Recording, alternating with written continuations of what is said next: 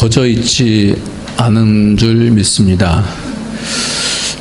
우리의 인생을 하나님께서 있게 해주셨을 때에는 하나님의 계획이 있고 하나님의 목표가 있는 줄 믿습니다.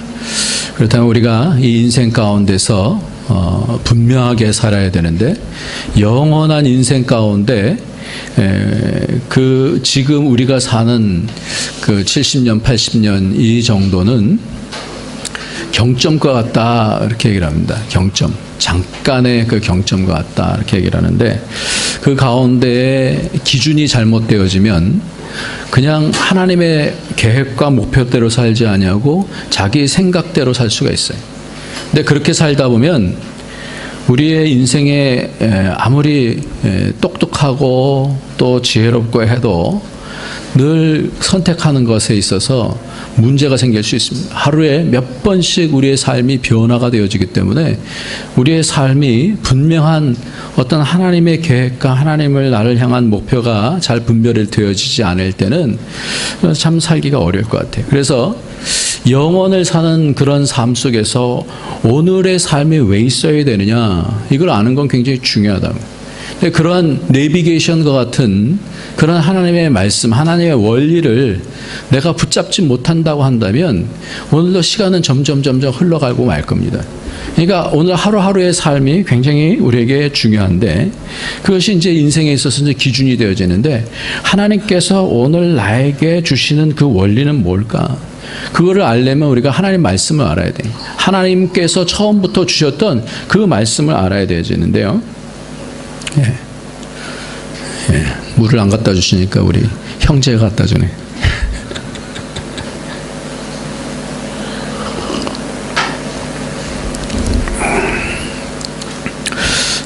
그래서 창세기 1장부터 창세기 11장까지는 무슨 한이 있어도 여러분들 공부하시기 바랍니다. 창세기 1장서부터 창세기 11장까지는 모든 원리를 말씀하는 것이기 때문에 이 원리를 알지 못하고 인생을 산다는 것은 내비게이션 없이 인생의 길을 막 헤매고 가는 것과 같아요. 제가 목요일서부터 어제 저녁까지 우리 두 안수 집사님하고 그 백두산에 갔는데, 한 이틀 정도 만에 2,700km를 왔다 갔어요, 차로.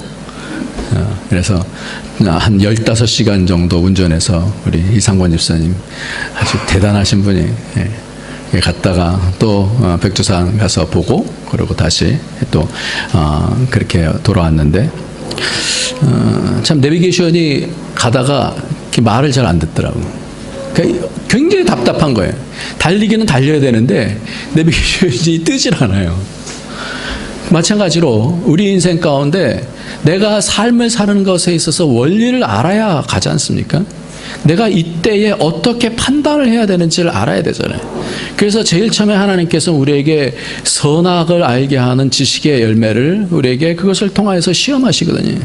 선이 뭔지 악이 무엇인지에 대해서 그것을 분별하라고 주시는 거예요. 그래서 최초의 율법인 선악과, 율법이라는 것은 하라 하지 말라 하는 것인데, 이 최초의 율법이 번성하여 충만하라, 또 선악을 알게 하는 실과의 나무를 먹지 말라, 이렇게 말씀하시는 거 아니에요? 그러니까 하라 하지 말라는 것이 첫 번째 율법. 율법이라는 것은 뭐냐면, 율법이라는 것은 우리에게 판단할 수 있는 뭔가의 근거들을 주시고 그것을 가지고 판단하라라는 거거든요. 그러니까 우리가 우리의 인생을 사는 데 있어서 믿음을 가지고 살던 어쨌든지 우리의 인생, 짧은 인생인데 그 가운데서 정확한 판단을 하면서 살아야 된단 말이에요. 그러니까 하나님의 말씀을 가지고 내가 어떻게 사는 방법을 아는 사람은 잘 살 수 있는 거예요. 잘 산다는 게 돈 많은 게 아니라 정확하게 하나님의 뜻을 찾아가면서 살 수 있다는 거예요. 그렇게 되어지기를 예수님의 이름으로 축원합니다. 우리는 계속해서 믿음에 대한 본질을 좀 찾아가고 있습니다. 2주 전부터 믿음이란 무엇인가를 통하여서, 믿음이란 하나님의 마음을 얻는 것이 믿음이다 그랬어요. 하나님의 마음을 얻는 것이다 그랬어요. 마음을 얻어야 돼요. 하나님께서 원하시는, 하나님이 기뻐하시는 것이 뭔지를 딱 알아서 그것을 하나님께서 받으시거든요. 그러니까 뭘 통해서 하나님을 기쁘시게 하는지에 대한 믿음이 있어야 하나님을 기쁘시게 할 수 있다고. 그러니까 하나님이 마음을 얻는 그게 믿음이에요. 그리고 마음을 얻은 자는 마음속에 뭘 주시냐면 하나님께서 너의 마음을 받았다라고 하는 그런 증거를 주신다. 그래서 믿음은 증거가 있다라고 말씀했어요. 또한 믿음이 있는 자는 그 믿음 때문에 마음속에 있는 증거 때문에 뒤로 물러가지 않아야 한다 그랬어요. 그러니까 믿음에서 자꾸만 뒤로 물러가는 자는 뭐가 없는 거냐면 마음속에 증거가 없는 거예요. 믿음으로 말미암은 기쁨과 믿음으로 말미암은 아무리 보여주지 않아도 확신과 이런 것이 있으면 앞으로 전진해 나갈 수 있는데 보이지 않으면 나갈 수가 없는 거예요.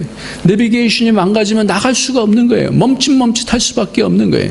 그러니까 우리의 믿음이다라는 것은 정확하게 하나님의 뜻을 발견해서 그 가운데서 무엇이 선인지 무엇이 악인지를 발견해서 그것을 붙잡고 우리가 전진하면 나가는데 그것이 내 마음속에 뭐로 증거로 주신다는 거예요. 그러니까 믿음 있는 사람은요 속에 말씀에 내가 이렇게 가야 되겠다라고 하는 뭐냐 확신이 있어요. 증거가 있다라고요. 그래서 뒤로 물러가지 아니고 그래서 하나님께서 기뻐하지 아니하신다 그렇게 히브리서 10장에 말씀하고 있습니다. 지난주에는 이 믿음이 양심하고 같이 일한다 그랬어요. 그러니까 우리는 믿음을 생각할 때 단순히 믿음, 내가 하나님을 믿는다라고 하는 지적인 그런 기능, 또 마음의 동의 이런 것만 생각하는데 그 믿음이다라는 것은 우리 쪽에서는 어떤 반응을 하냐면 이 양심이 같이 반응을 해서 양심의 큰 이런 양심의 일함이 있어요. 양심이 무엇을 어떻게 따라갈 것인지에 대해서 판단할 때에 그것이 믿음을 따라서 판단할 수도 있고 자기 생각을 통해서 판단할 수도 있다는 거예요. 그러니까 믿음과 양심은 수레의 두 바퀴와 같아서 같이 가게 돼 있어요. 이것이 자칫해서 믿음을 따라서 이 바퀴가 돌지 않으면 어떻게 돼요? 계속 헛도는 거예요. 우리가 수레바퀴가 두 개 있을 때 하나가 안 간다고 생각해 보세요. 하나는 가는데. 그럼 그 자리에서 계속 돌지 않겠어요? 그와 마찬가지예요. 양심이 그 믿음에 대해서 반응을 해야 되는데 이 양심이 반응을 하지 않으면 앞으로 전진해 나갈 수가 없는 거예요. 그래서 믿음과 양심이 수레의 두 바퀴처럼 일한다라고 그렇게 말씀했습니다. 그래서 이 양심이라는 것이 선한 양심이 있고 또 화인 맞은 양심이 있는데 선한 양심으로 하나님의 선을 분명하게 쫓아서 가게 되어질 때에 그럴 때에는 믿음의 성장이 있지만 그렇게 되지 않냐고 믿음이 화인 맞게 되어져서 양심이 화인 맞아서 전혀 작동을 안 할 때는 이 믿음까지 파손해 버린다 그랬어요. 그래서 수레가 다 깨져버리는 것 같이 그렇게 믿음도 깨져버린다라고 성경은 말씀하고 있어요. 그래서 우리가 오늘 이 말씀의 제목은 뭐냐면 오늘 말씀의 제목이 뭐죠? 피와 양심과 행실이다 그랬어요. 피와 양심과 행실. 한번 오늘 9장 14절을 읽게 되어지면 이 피에 대한 부분이 나오고 양심이 나오고 행실에 대한 부분이 나오는데 같이 한번 14절을 읽겠습니다. 하물며 시작. 하물며 영원하신 성령으로 말미암아 흠없는 자기를 하나님께 드린 그리스도의 피가 어찌 너의 양심으로 죽은 행실에서 깨끗하게 하고 살아계신 하나님을 섬기게 못하겠느냐. 요 함축된 이 14절 말씀에 엄청난 내용이 있어요. 특별히 오늘 집중해서 봐야 될 말씀은 뭐냐면 예수 그리스도의 피가 우리의 양심과 무슨 상관이 있느냐라는 거예요. 그러니까 양심 없는 믿음 생활 할 수 있어요. 그러다가 파손해요. 근데 이 양심을 새롭게 하는 것이 뭐냐면 그리스도의 피라라고 하는 거예요. 오늘 왜 예수님께서 예수님을 믿어야 구원을 얻는가? 뿐만 아니라 예수님께서 왜 피를 흘려 죽으셔야만 했느냐 하는 부분들을 지금 같이 살피려고 그래요. 왜 예수님께서 꼭 죽으셔야만 했느냐라는 거예요. 하나님은 능력의 하나님이잖아요. 그러니까 우리를 구원하시려면 다른 방법은 없을까요? 혜진이 다른 방법은 없을까요? 하나님은 능력의 하나님이잖아요. 그럼 우리를 구원한다고 한다면 다른 방법도 능력의 하나님이 우리를 구원하시는데 뭘 못하시겠어요? 다 하실 수 있잖아요. 그런데 왜 예수 그리스도의 피로 말미암아 왜 구원을 하시려고 하시냐요. 그것에는 하나님의 어떤 의도가 있다라는 거 아니겠어요? 왜 예수님께서 굳이 당신의 아들을 죽이시면서까지 우리를 구원하시려면 하나님의 능력이 없어서 꼭 그 방법밖에 없다라고 하면 모르지만 다른 많은 무한한 방법이 있을 거 아니에요. 하나님은 모든 것의 주인이신데 우리를 구원하시지 못할 이유가 없잖아요. 다른 방법을 하실 수 있는데 왜 굳이 당신의 아들을 죽이시면서 피를 흘려서 그 피로 구원하시냐 이거예요. 그것이 바로 오늘 좀 전에 읽었던 14절 말씀입니다. 예수 그리스도의 피로 말미암아 어떻게 된다고요? 양심으로 죽은 행실에서 깨끗하게 한다. 그래서 살아계신 하나님을 섬기게 되어진다.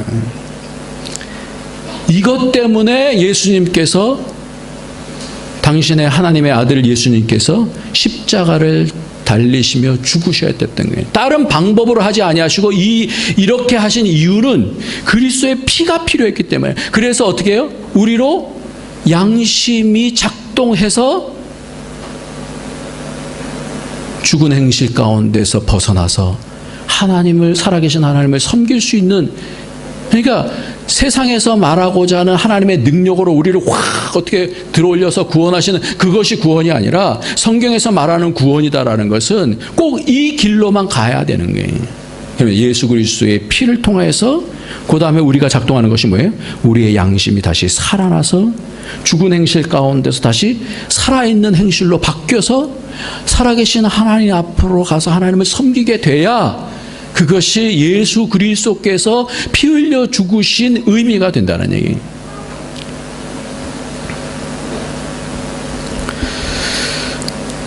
하나님께서는 당신의 사랑하는 아들을 죽이면서 피를 흘려 구원을 해주셔야 되느냐 하는 것은 매우 중요한 이유가 있을 것입니다. 그것이 바로 첫 번째는 피가 양심을 만진다라는 거예요. 양심을 깨운다라는 거예요. 그러니까 구원이다라고 하는 것은, 구원이라는 하는 것은 그냥 믿었으니까 우리 구원됐다 이런 차원의 그 내면을 들어가다 봐야 되는데, 내가 예수 그리스도를 믿어서 구원 얻다라는 것은 머리에 어떤 개념을 더 깊이 있게 그 내면적으로 내 양심이 지금 반응을 하느냐 안 하느냐, 이게 굉장히 중요하다는 거예요. 양심을 깨우는 거예요. 죄 문제가 해결되지 아니하고는 우리가 하나님과의 관계가 해결되지 않기 때문에 그래요. 그래서 구원이다라는 거 하는 것은 어려움 가운데서 해결된다라는 것이 아니라 가장 중요한 것이 죄와 사망의 권세로부터 해결되어야 하나님의 관계가 회복되는 것을 구원이라 이렇게 얘기하는 거예요. 그러니까 구원이라는 것은 단순히 내가 천국 간다 이런 개념을 맞지만 그 내면적인 것을 보면 내 양심이 지금 활동하고 있느냐, 그래서 하나님과의 관계 속으로 가고 있느냐, 방향성이 그렇게 틀어지고 있느냐, 내 죽은 행실이 지금 살아나고 있느냐, 또 그러고 살아계신 하나님을 지금 내 심령으로 깊이 있게 섬기고 있느냐라는 그곳으로 가야 된다는 거예요.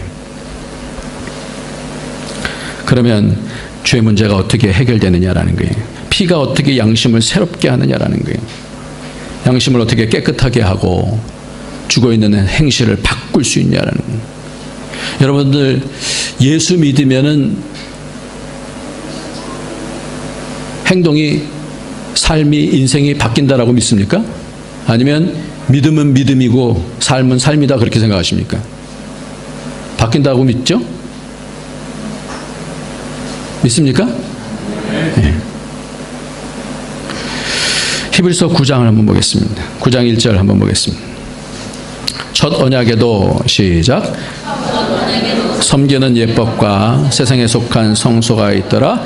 예비한 첫 장막이 있고 그 안에 등대와 상과 진설병이 있으니 이는 성소라 일컫고, 또 둘째 휘장 뒤에 있는 장막을 지성소라 일컫나. 예, 그렇게 옛 언약이라는 것은 이제 율법을 얘기하는 건데, 옛 율법을 보게 되어질 때는 가장 중요한 것이 성소가 있는데, 이 성소가 있고 지성소가 있다라는 것을 말씀하고 있어요. 그런데 7절 말씀을 같이 읽겠습니다. 시작. 오직 둘째 장막은 대제사장의 홀로 1년 1차씩 들어가되 피 없이는 아니하나니 이 피는 자기와 백성의 허물을 위하여 드리는 것이라 말씀입니다. 그런데 이것이 이것이 어떤 거냐면 12절 말씀을 보면 11절 12절 한번 봅시다. 그리스도께서 시작. 그리스도께서 장래 좋은 일의 대제사장으로 쏘사 손으로 짓지 아니한 곧 이 창조에 속하지 아니한 더 크고 온전한 장막으로 말미암아 염소와 송아지의 피로 아니하고 오직 자기의 피로 영원한 속죄를 이루사 단번에 성소에 들어가셨느니라. 그러니까 이 피를 통하여서 예전에는 송아지도 잡고 염소도 잡고 양도 잡는다고요. 근데 이 송아지를 잡을 때 어떻게 하냐면 송아지에다 어떻게 해요? 안수를 해요. 그래서 죄 지은 사람이 송아지에다 대고 머리에다 딱 안수를 합니다. 그게 안수거든요. 근데 이게 뭐냐면 이게 죄가 전가가 된다는 거예요. 그래서 내 죄가 1년에 한 번씩 가서 안수를 하게 되어지면 내 죄가 전가가 됐어요. 기도를 해서 이제 전가가 됐어요. 그러면 그 소를 어떻게 해요? 목을 따서 각을 뜨고 피가 팍팍팍팍 튀깁니다. 그러면서 그걸 죽이는 거예요.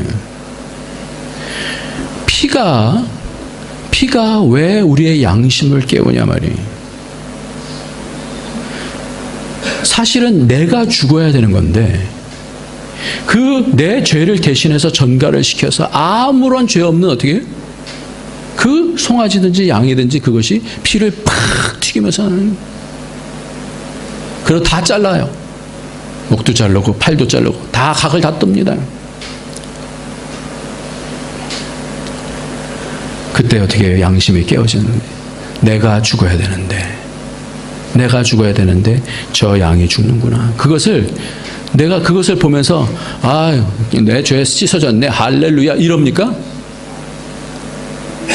그 양이 앞에서 죽어가는데 심지어 양이 죽어가는데도 할렐루야 감사합니다 이럽니까?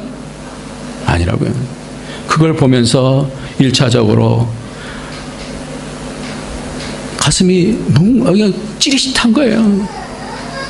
내가 저렇게 죽어야 되는데 자신의 죄가가 그 송아지든 양이든지 담당하고 죽게 된다는 이것이 첫사람 아담에게 있어서는 가죽옷을 하나님께서 입히시면서 그 제일 처음에 에덴 동산에서 그 가죽의 임자가 죽은 거예요. 그것을 통해서 가죽옷이 입혀진 거 아니에요? 그것이 구원이라고요. 그게. 그러니까 그것을 봤을 때에 아담은 무슨 생각을 했겠어요?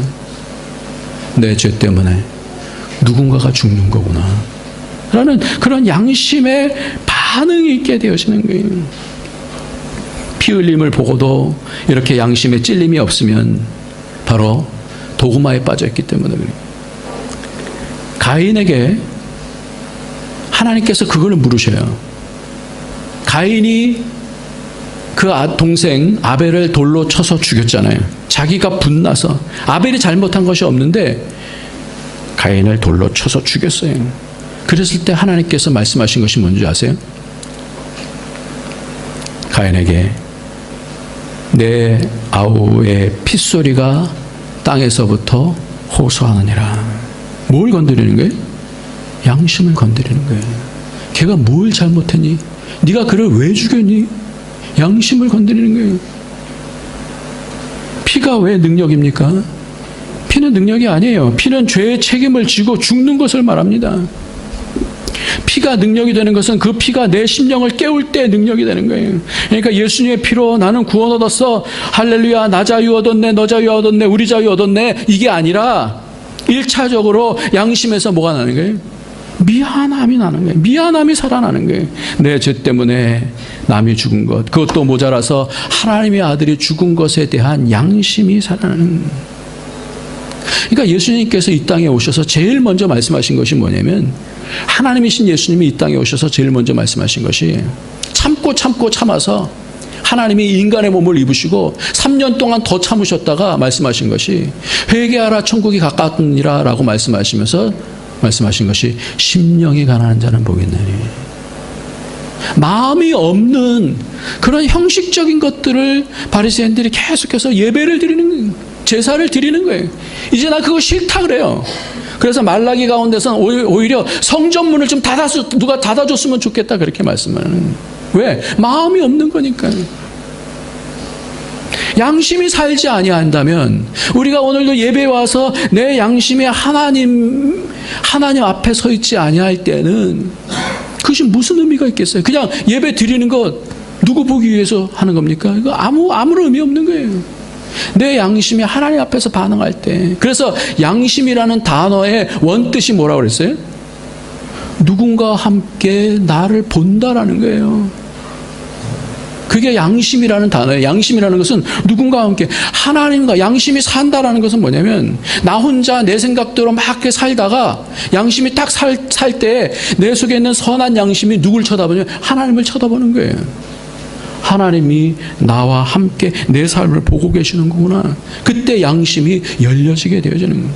그러면서 선한 양심이 하나님 내가 이렇게 해도 될까요?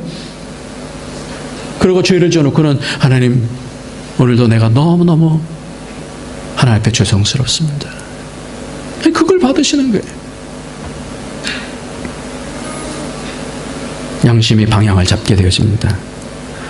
뭐가 선인지 뭐가 악인지에 대해서 이제 분별을 하게 되어지는 거예요. 더 이상 이렇게 살면 안 되겠습니다. 그런 거예요. 그래서 어떻게 되냐? 죽은 행실. 내 생각대로 하는 것은 다 죽은 행실이에요. 그러나 그 가운데서 내 방향이 바뀌어져서 피를 느낄 때에 양심이 깨어나면서 하나님이 나를 위해서 죽으셨어요. 그걸 보면서 내 양심이 뭐냐면 선하신 하나님께 내 양심이 열려지는 것을 얘기하는 거예요. 그러면서 죽은 행실을 바꾸는 거예요. 살아있는 행실로 바꾸는 겁니다. 왜 예수 믿는데도 불구하고 삶이 안 바뀌느냐? 양심이 죽어있기 때문에. 양심이 점점 없어도 믿음 생활 다 가능하기 때문에 믿는 사람들도 다 양심 없이도 다 사니까 나도 그렇게 살 수밖에 없습니다라고 얘기하는 거예요. 천만에요. 거짓이에요. 그거는 하나님의 선을 바라보지 아니하고 선한 양심이 하나님을 향해서 찾아가지 아니하고는 그것이 세례라고 얘기하는데 하나님 앞에 세례받지도 못한 것이 되는 거예요. 그러면 그러니까 우리의 양심이 하나님을 향해서 갈 때에 죽은 행실에서 바뀌게 되어지고 이 세상의 풍속을 좇는 하나님께 불순종하는 아들들 가운데 역사하는 공중권세 잡은 그 마귀를 따라서 육체의 욕심을 행하며 본질상 진노의 자녀였던 죄의 정체에서 이제는 벗어나서 양심이, 그러니까 이 첫 번째 주어져 있던 이 선악과의 이 율법의 기능이 뭐냐면 내 양심이 하나님을 향할 것인지 아니면 내 생각대로 살 것인지에 대한 기준을 잡게 한다는 거예요. 그렇기 때문에 창세기를 꼭 공부해야 되는 이유가 뭐냐면 이 선악과 문제를 해결하지 못하면요 우리 인생이 난장판이 되어집니다. 내가 하고 싶은 대로 갑니다. 어떨 때 은혜 받을 때는 할렐루야 뭐 이렇게 가지만 내 양심이 어디로 분별해야 될지에 대한 분별력이 없어지는, 그러니까 늘 어린아이처럼 요동을 하게 되어집니다. 믿음이라는 것이. 장성한 자는 어떻게 돼요? 연단을 받아서 선악을 분별한다 그렇게 말씀하고 있어요. 장성한 자는 딴 게 장성한 게 아니라 몸이 장성해서 장성이 아니라 분별할 수 있어야 돼요. 이것이 지금 하나님께서 기뻐하시는 것인지, 이것이 하나님께서 선하라고 말씀하신 것, 이것이 하나님께로부터 온 것인지 아닌지에 대한 분별을 할 수 있는 것이 성장한 자의 양심이다라는 거예요. 이 양심은 결국 죽은 행실의 문제, 죽은 삶의 문제를 벗어나게 해서 하나님께 가게 합니다. 그러니까 9장 1절에서 옛 언약에는 동물의 피를 드렸지만 이제는 더 나은 제물을 가지고 그 뭔가의 우리를 변화시키면서 다른 역할을 해야 되는 것인데 그것이 예수 그리스도의 피라고 하는 거예요. 9장 23절 한번 보겠습니다. 22절 23절을 볼까요? 율법을 좇아, 시작. 율법을 좇아 거의 모든 물건이 피로써 정결케 되나니 피 흘림이 없은즉 사함이 없느니라. 23절. 그러므로 하늘에 있는 것들의 모형은 이런 것들로서 정결케 할 필요가 있었으나 하늘에 있는 그것들은 이런 것보다 더 좋은 제물로 할지니라. 그랬습니다. 더 좋은 제물이 누구예요? 예수 그리스도의 피예요. 그러니까 이 땅에 있는 그림자는, 모형은 이런 것들로, 그러니까 동물의 피로 깨끗게 해줘요. 그래도 양심의 찔림이 있는데, 이제는 이 땅에 있는 그런 개념으로가 아니라 더 좋은 제물이신 예수 그리스도를 통해서 우리의 양심이 선한 양심으로 바뀌어질 때, 그때 하늘 문이 열려진다는 거예요. 여러분들 히브리서를 볼 때 가장 키포인트가 뭐냐면 이 말씀이에요. 더 좋은, 더 나은, 이런 말씀이 계속 반복되어지는데, 이것이 조금 더 나은, better 이런 뜻이 아니에요. 이거는 격을 달리하는 거예요. 이 땅의 모형에서부터, 이 땅의 모형들이 많아요. 성막도 있고 제사도 있고 그래요. 그런데 그 그리스도의 피는 어떻게 하는 거냐? 하늘 문을 열어준다라는 거예요. 더 나은이라는 뜻이 그래요. 한번 보겠습니다. 우리가 더 나은이라는 것이 어디 나오나 한번 봅시다. 11장 4절 한번 보겠습니다. 11장 4절. 11장 4절 시작. 믿음으로 아벨은 가인보다 더 나은 제사를 하나님께, 됐어요. 더 나은이라고 나오죠. 앞에도 봅시다. 7장 22절에 보니까 이와 같이 예수는, 시작, 이와 같이 예수는 더 좋은 언약에, 그리고 19절 볼까요? 율법은, 시작, 율법은 아무것도 온전케 못할지라 이에 더 좋은 소망이 생기니. 8장 6절을 볼까요? 더 좋은 약속으로 세우신 더 좋은 언약의 중보자라는. 성경은요 7장, 8장, 9장, 10장, 11장 계속해서 뭘 얘기하면 더 좋은, 더 좋은. 하나의 모형, 이 땅에 있는 모형이 아니라 이것과는 차원을 달리하는 하늘나라가 보여줄 수 있게 하는 것이 말입니다. 그래서 11장의 뒤에 보니까 11장 16절에 보면 저희가 이제는 더 나은 본향을 사모하니, 이렇게 말씀하고 있어요. 원래는 아브라함이 막벨라 굴을 사서 거기를 매장지로 삼았어요. 그래서 거기서 죽었어요. 거기서 매장을 했어요. 그런데 요셉이 뭐라 그러냐면, 야곱이 뭐라 그러냐면, 내 해골을 메고 가라, 그렇게 명령을 해요. 자손들에게. 애굽에서 그렇게 잘 살면서 묘지 크게 만들 수 있는데 그거 필요 없다. 내 해골을 메고 가라, 그렇게 얘기를 해서 장사를 지냅니다, 야곱이. 그래서 그 이스라엘까지, 막벨라 굴까지 쫙 행진을 해서 가요. 엄청난 행진으로 가요. 결국 어디다 묻으려고요? 그 막벨라 굴에 묻으려고. 근데 그 본향이 아니라 이제는 뭐예요? 더 좋은 본향이 있다라는 거예요. 영원한 본향이 있다라는 거예요. 이 땅에 있는 것은 모형이고, 이 땅에 이전에 살던 어떤 형식들, 율법의 형식들은 모형이고, 그것을 통해서 더 좋은 나라가 열려진다라는 거예요. 그것이 뭐예요? 더 좋은, 더 나은 제물이신 예수 그리스도의 피를 통하여서 우리의 양심이 확 바뀌어지게 되는 거예요.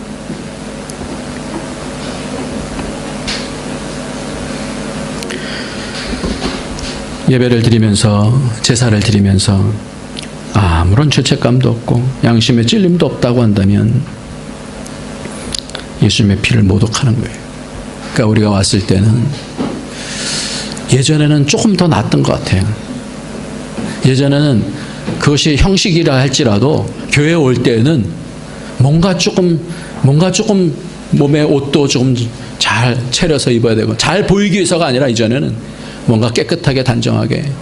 예전에는 슬리퍼 질질 끌고 그냥 와서 이렇게 놓고 그러지 않았어요. 왜 그러냐? 내 양심이, 적어도 내 양심이 하나님 앞에 반응하기 위해서는, 형식을 위한 것이 아니라 내 양심이 하나님 앞에 예배하기 위해서는. 여러분들 대통령 만난다고 그러는데 슬리퍼 질질 끌고 갈 사람이 있겠어요? 마음의 태도가 잘못된 거예요. 그러니까 더 나은 제사를 주신, 더 나은 예물 대신 예수 그리스도 앞에 와서 나로 그 천국 백성으로서의 그 자유함을 누리게 하기 위해서 주님께서 죽어주셨는데, 그걸 감사함으로 와서 내가 여전히 죄인이지만 그럼에도 불구하고 예수의 피가 나를 자유케 한다는 것을 알기 때문에 감사함으로 하나님 앞에 올 때 얼마나 큰 영광이 있겠어요. 예배가 얼마나, 그 한 사람 한 사람이 그 영광을 바라볼 때 얼마나 큰 영광이 있겠습니까? 현대교회는 죄의 문제를 어떻게 해서든지 말을 적게 해야 됩니다. 왜냐하면 죄 문제를 들고 듣고 싶지 않기 때문에 그렇습니다. 그런데 성경은 구원이라고 하는 것을 뭐냐면, 죄 문제가 해결되지 않으면 다 해결되지 아니했다는 것을 얘기하고 있습니다. 그래서 더 나은 제사를 통하여서, 더 나은 제물을 통하여서 어떻게 가느냐. 한번 제가 오늘 결론을 말씀드릴게요. 12장 한번 봅시다. 12장 22절부터.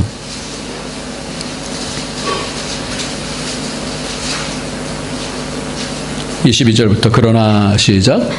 그러나 너희가 이룬 것은 시온산과 살아계신 하나님의 도성인 하늘의 예루살렘과 천만 천사와 하늘에 기록한 장자들의 총회와 교회와 만민의 심판자이신 하나님과 및 온전케 된 의인의 영들과 새 언약의 중보이신 예수와 및 아벨의 피보다 더 낫게 말하는 뿌린 피니라. 이게 뭐예요? 우리가 이 모형 가운데서, 우리의 인생의 모형 가운데서, 율법의 모형 가운데서 봐야 되는 것은 뭐냐면 더 나은 제사를 하나님 앞에 드리는, 그게 뭐예요?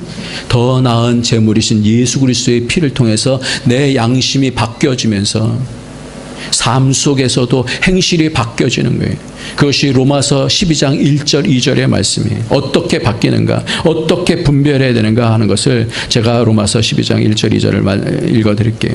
우리의 삶이 어떻게 바뀌나. 그러므로 형제들아, 내가 하나님의 모든 자비하심으로 너희를 권하노니 너희 몸을 하나님이 기뻐하시는 거룩한 산제사로 드리라. 이는 너희의 드릴 영적 예배니라. 너희는 이 세대를 본받지 말고 오직 마음을 새롭게 함으로 변화를 받아 하나님의 선하시고 기뻐하시고 온전하신 뜻이 무엇인지 분별하도록 하라. 이것이 뭐예요? 거룩한 제사라는 거예요. 이 땅에서 드려지는 제사라는 거예요. 영혼을 바라보면서 드리는 거예요. 저는요, 이 히브리서 12장에 있는 말씀을 보면서, 말씀을 준비하면서 너무너무 기뻤어요. 혹시 여러분들 그런 그 사진을 봤는지 모르겠습니다만은, 예수님께서 부활하실 때 그 천상에서 쫙 그림들 있죠. 그림이 있으면서 사람들이 거기서 막 이렇게 그 있는 그런 그림 보신 적 있어요? 예수님 부활하신, 밑에는 부활하신 장면이고 위에는 그렇게 그 사람들이 쫙 천군 천사들도 있고 그런 사람들이, 못 보셨어요? 보셨죠? 그게 이 광경이에요. 하늘에 거룩한 장자들의 총회가 쫙 나타나서 보이고요. 그리고 이 첫 번째 부활을 경험한 사람들이 그래서 쫙 기뻐하는 거예요. 하늘도성으로 가는 데 있어서의 중요한 것이 뭐냐. 그 아벨의 피보다 더 낫게 말하는 피다. 우리의 양심을 확 뒤집어 놓는 피라는. 그러니까 이 땅의 삶이 진정한 믿음이 있다고 한다면, 예수 그리스도의 피를 만났다고 한다면 양심이 선한 양심으로 바뀌어지게 되어지고, 행실이 죽은 행실에서부터 살아있는 행실로 바뀌어지게 되어지고, 그리고는 살아계신 하나님을 섬기게 되어지는 길로 가게 되는 줄 믿습니다. 요한일서 1장 7절 말씀에 저가 빛 가운데 계신 것 같이 우리도 빛 가운데서 행하면 우리가 서로 사귐이 있고 그 아들 예수의 피가 우리를 모든 죄에서 깨끗게 하실 것이요. 예전에 심령부흥회를 하면 이런 찬양을 많이 불렀어요. 나의 죄를 씻기는 예수의 피밖에 없네. 다시 살게 하는 것도 예수의 피밖에 없네. 이 찬양을 부르면서 하나님 앞에 우리의 양심이 회복되어져서, 하나님, 예전에 사람들이 많이 부족했어도 그렇게 하나님께 양심으로 나가게 되어지니까 힘을 얻는 거예요. 그런데 자백과 회개가, 현대교회가 사라지면서 힘을 잃었어요. 믿는다고 하는데 증거가 없는 거예요. 왜? 양심부터 하나님 앞에 나가지 않으니까, 그냥 참여함으로 끝나니까 그렇게 되죠. 그렇기 때문에 화인 맞은 양심으로 가서 양심이 타버려서 사단이 내 것이야, 그러니까 화인 도장을 찍는 그것이든지, 아니면 둘 중에 하나예요. 예수님께 와서 하나님의 증거를 통해서 진리로 자유케 되는, 진리의 말씀 우리를 자유케 하는 것입니다. 예수 그리스도로 우리를 자유케 하는 것인 줄 믿습니다. 오늘 한번 로마서 말씀 한번 보겠습니다. 로마서 8장 1절 2절. 오늘 성경을 많이 찾아서 좀 죄송합니다.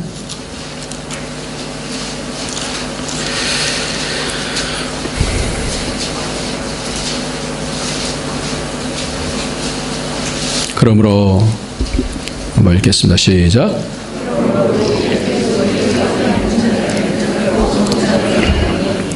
이는 예수 우리 안에 있는 생명의 성령의 법이 죄와 사망의 법에서 너를 해방하였으니라. 우리가 이것을 읽는 방법이 두 가지가 있어요. 나는 예수 그리스도 안에 있다 생각하면서 나는 정죄함이 없다 이렇게 생각하는 사람이 있어요. 잘못 읽는 거예요. 우리가 예수 안에 있는 거 맞아요. 그러나 잘 다시 생각해야 될 것은 뭐냐면, 사도 바울이 뭐라 그러냐면, 모든 것을 배설물로 여김은 그리스도를 얻고 그 안에서 발견되려 함이니, 그렇게 말씀하고 있어요. 예수 안에서 발견되진다라는 것이 어떤 것인가 생각을 해야 돼. 그 안에서 발견되진다고 한다면 그리스도 예수 안에는 생명의 성령의 법이 죄와 사망의 법에서부터 자유하게 해주는 거예요. 그것이 우리 안에 증거가 있게 되어집니다. 그것이 뭐냐? 우리의 양심이 하나님의 은혜 가운데서 반응하게 되어질 때 양심을 하나님께서 회복해 주시는 줄 믿습니다. 그걸 경험해야 되는 거예요. 양심이 속에서부터 회복되는, 그게 예수 안으로 들어가지는 거예요. 믿음이라는 것은 양심의 문제와 너무나 밀접하게 상관이 있는 것이기 때문에 그렇습니다. 그래서 왜 그리스도의 피가, 오늘 말씀 가운데서 왜 그리스도의 피가 우리의 양심을 새롭게 만드느냐, 그래서 우리의 죽은 행실 가운데서 왜 새롭게 만드시느냐 하는 것을 우리가 알 수 있게 되었습니다. 에스겔서 3장 18절을 제가 읽겠습니다. 가령 내가 악인에게 말하기를 너는 꼭 죽으리라 할 때에 에스겔에게 내가 그들을 깨우치지 아니하거나 말로, 그러니까 말씀으로 악인에게 일러서 그 악한 길을 떠나 생명을 구원하지 아니하면 그 악인은 그 죄악 중에 죽으려니와 내가 그 핏값을 내 손에서 찾을 것이다. 이렇게 말씀해요. 삶이 하나님의 말씀을 통해서 바뀌어야 되는데 그것을 선지자가 얘기하지 않으면 그 핏값을 네 손에서 찾겠다. 이렇게 말씀해요. 그리고 이렇게 말씀해요. 내가 악을 깨우치되 그가 그 악한 마음과 악한 행위에서 돌이키지 아니하면 그는 그 죄악 중에서 죽고 너는 내 생명을 보존하리라. 또 의인이 그 의에서 돌이켜 악을 행할 때에는 이미 전에 했던 그 의는 기억할 바가 아니라 내가 그 앞에 거치는 것을 두면 그가 죽을 것이다. 그 의인은 그 죄 중에서 죽으려니와 그 핏값은 내가 여호와께서 내 말을 대신 전하지 아니한 파수꾼 내 손에서 찾으리라. 그러나 내가 그 의인을 깨우쳐 범죄치 않게 함으로 그가 범죄치 아니하면 정령 살리니 이는 깨우침을 받으며 너도 내 영혼을 보존하리라. 이렇게 말씀. 그러니까 이 말씀이 뭐냐면요, 의인이라 할지라도, 악인이든지 의인이라 할지라도 선지자가 그 사람을 깨우쳐서 그 사람이 변화되어지면 잘 된 거지만 그렇지 아니할 때는 그 핏값을 너에게 찾겠다. 이렇게 말씀하는 거예요. 그러니까 하나님의 구원의 목표는 뭐냐면 우리의 삶 가운데서 바뀌어지는 것을 얘기하는 거예요. 그러니까 머리로만 믿는 것이 아니라 우리의 삶 행실까지 바뀌어지는 것을 얘기하는 거예요. 여러분 그렇게 믿으시기 바랍니다. 그리스도의 피는 우리의 행실을 바꾸는 거예요. 그냥 머리로만 믿는 게 아니라 우리 행실이 바뀌어져야 되는 줄 믿으시기 바랍니다. 지금 기독교가 왜 그래요? 행실이 바뀌지 않기 때문에 그런 거 아니에요. 나는 믿는다라고 생각하는데 행실이 바뀌지 않기 때문에 그러는 거 아니에요. 결국 핏값은 무엇입니까? 깨우치고 악한 길에서 떠나서 돌이키게 하는 거예요. 먼저는 뭐예요? 양심이 반응을 해야 되는 거예요. 깨우쳐야 되는 거예요. 바로 피는 양심을 변화시키며 죽은 행실에서 변케 하는 능력을 말하는 것입니다. 사도 바울도 밀레도에서 에베소 교회를 청하여서 이렇게 얘기합니다. 모든 사람들의 피에 대하여 내가 깨끗하니 이는 내가 꺼리지 않고 하나님의 뜻을 다 너에게 전했다라고 그렇게 얘기를 하고 있어요. 그러니까 여러분들 서로 목사만이 아니에요. 누구든지 하나님의 원리를 가지고 그것을 사람들에게 얘기를 해서 양심이 살게 해야 되는 거예요. 그리고 행실도 바뀌어져야 되는 거예요. 아니면 그 핏값을 우리에게 묻겠다라는 거예요. 예수 그리스도의 핏값을 통해서 우리의 삶을 바꾸시고 우리로 그 영원한 나라에 더 나은 피를 통해서 더 나은 재물을 통하여서 우리로 그 나라에 들어가게 하셨는데 우리가 바뀌지 아니하고 딴 사람들에게 잘못된 메시지를 주게 되어질 때 그 핏값을 우리에게 묻겠다라는 얘기예요. 그러니까 우리가 인생이 뭐냐면 정확하게 가야 됩니다. 나중에 가서 이거 아닌데 그러면 어떻게 할 거예요? 큰일 나는 거예요. 그래서 에스겔서 11장 19절에 보면 내가 그들에게 일치한 마음을 주고 그 속에 내 새 신을 주며 그 몸에서 굳은 마음을 제하고 부드러운 마음을 주어서 양심이 살게 되어지면 그 다음에 그 속에서 성령께서 역사하셔서 죄와 사망의 법에서 이기게 하시는 줄 믿으시기 바랍니다. 그럼 양심이 살면 영이 살게 되어지는 거예요. 성령을 주시는 이유는 마음과 양심의 악을 깨닫게 해서 하나님의 미운 것, 가증한 것을 마음으로 쫓는 것을 돌이켜 하나님을 섬기는 자로 부르시는 것입니다. 말씀을 마치겠습니다. 요한복음 8장에 보면 현장에서 간음하다가 잡힌 여인이 돌로 쳐서 죽이려고 했었어요. 돌로 쳐서 죽이려고 하는데 예수님께서 땅에다 글을 쓰셨어요. 그런데 사람들이 계속 묻는 거예요. 그래서 어쩌란 말입니까? 그래서 어쩌란 말입니까? 글을 쓰는데 왜 계속 묻기를 아니했다라고 그렇게 말씀합니다. 그러니까 예수님께서 뭐라고 말씀하시냐면 죄 없는 자는 돌로 치라 그러면서 다시 땅에다 글을 썼어요. 그러니까 사람들이 양심이 살아나서 어떻게 돌을 다 두고 돌아갔다라고 말씀합니다. 제가 질문 하나 할게요. 첫 번째 쓴 글은 뭐고 두 번째 쓴 글은 뭘까요? 땅에다 뭘 썼을까요? 첫 번째는 율법을 썼을 거예요. 그러니까 우리가 돌 던지는 거 아니에요? 우리가 지금 그래서 우리가 돌 던지려고 그러는 거 아닙니까? 묻기를 맞이하냐는 거예요.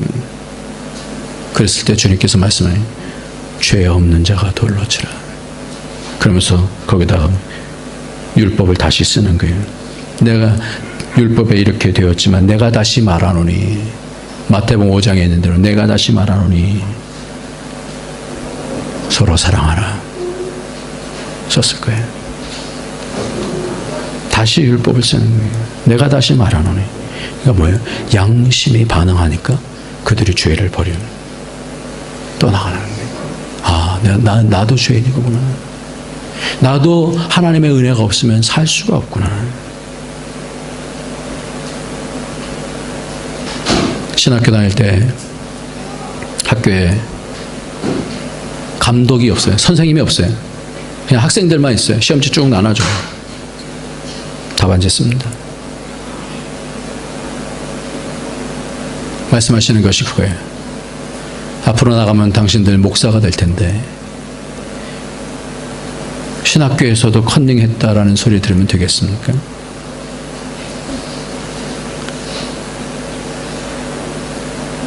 한 명이 컨닝을 했어. 퇴학당했어. 양심이 살아있지 아니하고 말씀을 전하는 것이 무슨 의미가 있겠냐. 그걸 기본적으로 가르치는 거예요. 그래서 책방이 있는데 책방에는 책을 파는 사람이 없어요. 그냥 돈통 하나 딱 놔두고 책 쫙 꼽아 있어요. 자기가 거슬러 가는 거예요. 알아서.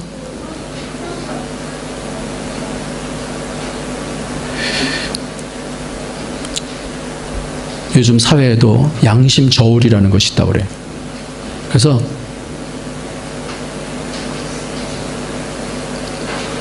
그 고기를 파는 사람이 우리는 양심대로 합니다. 언제든지 갔다가 저울에 재보십시오. 누가 딱 쟀어요. 똑같거든요. 그거보다 더 많더라는 거예요. 그러니까 뭐가 되는 게 감동이 되는 거예요. 양심대로 살지 아니하는 사회 가운데서 양심대로 사니까. 오늘 그리스도의 피가 크리스찬들의 마음의 양심을 바꿔서 죽은 행실 가운데서 살아나게 되어지면 사회가 바뀌고 세상이 바뀔 줄 믿습니다. 그리스도의 피는 능력이 있는 줄 믿습니다.